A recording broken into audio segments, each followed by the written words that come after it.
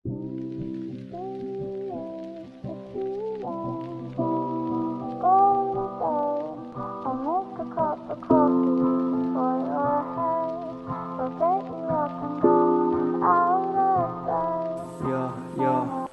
การคิดโทษเจ้านั้นเปรียบเป็นกีฬา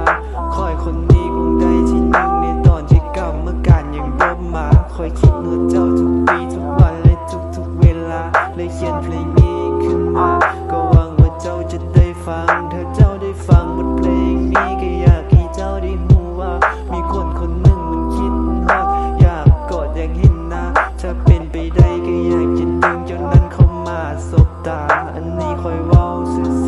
บัดเห็นตัวจริงคอยกล่าวบอกกล้าและเจ้าก็บ่ต้องรู้ว่าเพลงนี้คอยแต่งให้ไผก็แต่งให้เจ้าคนเดียวโอ้เบบี้คนคงใจและเจ้าก็บ่ต้องถามว่าคอยฮักเจ้าหลายส่ำใดเพราะคอยกล้าตอบไปเลยว่าซ้ำสงไข่คอยยอมรับเลยว่าตอนนี้คอยนั้นขาดเจ้าบ่ได้จะบ่ได้แซดในมือนั้นคอยนั้นรู้สึกเงาหลายเรื่องที่อยากจะเล่าในตอนที่เจ้านั้นปิดอ่อนคอยคนนี้คงอยู่บ่ได้จะบ่ได้แซดบ่ฮักเจ้าก่อนนอน Don't stay away for too long Don't go to bed Don't make me call because it goes ahead Don't make me love alone Are you awake?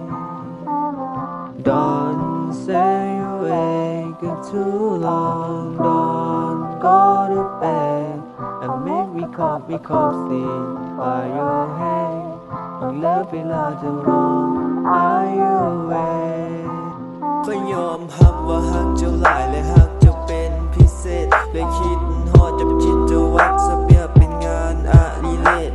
จะเป็นไปได้คอยก็อยากจะมีคาถาวิเศษจะเสร็จบ่ให้มีบ้านมีเมืองและมีขอบเขตและวอนลมช่วยพัดพาความคิดฮอดไปหาเจ้าว่ามาจากผู้บ่าวบางที่หน้าตาบ่หล่อเราต้องขอโทษที่เพลงนี้คอยบ่ได้ใส่ซื่อเจ้าทำห้องเลยว่าถ้าเจ้ายังอยู่เพลงนั้นสิมีแต่ความหักของสองและเจ้าก็บ่ต้องงงว่าเพลงนี้คอยแต่งให้ไผก็แต่งให้เจ้าคนเดียวเบ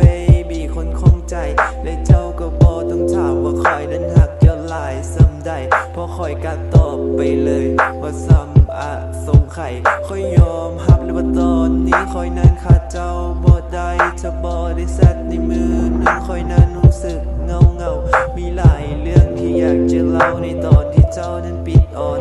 คอยคนนี้คงอยู่บ่ได้จะบ่ได้แซดบอกฮักเจ้าก่อนนอน